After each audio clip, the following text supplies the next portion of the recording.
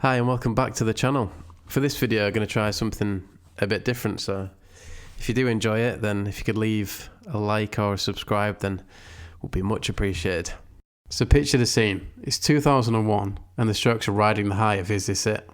And being hailed as the new saviours of rock and roll. So with that in mind, they get invited by Michael Eavis to play the annual Pilsen Party event, which is put on to thank the local villagers for their cooperation with all the nonsense that Glastonbury Festival produces. However, for unknown reasons, the Strokes had to cancel very late in the day, leaving Eavis with a bit of a problem. In stepped Chris Martin.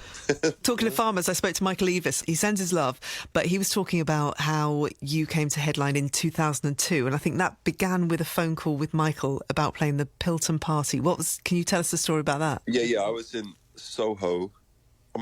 We played there that summer on the other stage, and he said, Chris, the Strokes have let me down. And I said, well, that's an amazing sentence to hear from Michael Eavis. And all he meant was they can't make it to the show. I don't think they deliberately tried to screw him over. So Coldplay got the chance to step in on that Friday, and obviously became a regular headline act at Glastonbury. And maybe they have the Strokes to thank a little bit for that. But anyway, here we are 20 years later, and still the Strokes have never headlined or played at Glastonbury since, with the exception of Julian, who did play a solo set back in around 2010. So why is that the case? Of course, the only place to go for these things is a Reddit thread.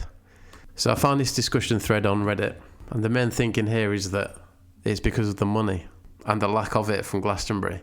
I didn't even know this was a thing, but I did some research and found an article that says apparently Michael Eavis only paid, I say it only, to us it's an incredible amount of money. Imagine £200,000 to the likes of Coldplay and Paul McCartney. And then this was backed up by Emily Eavis, who said that typically the festival performers at Glastonbury are typically paid less than 10% of what they'd usually get for other performances, and that they're not in a situation to be able to give out enormous amounts of money, and that performers basically do it for the love of the festival. But I don't know about anyone else, but I find it hard to believe the Strokes wouldn't want to play Glastonbury. Even if it is less money, I can't imagine them being that money orientated.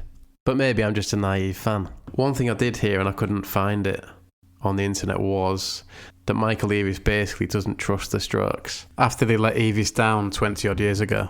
But with the Strokes changing management in the last few years, you'd like to think that had changed, because I think a lot of people agree it would be one of the best headliners you could see.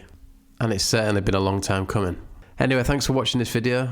I hope you did enjoy it. It's a bit different, but let me know what you think in the comments. Why do you think they've not played Glastonbury yet? Do you think it's because of the money? Or like me, do you think Michael Eavis is just a bit stubborn?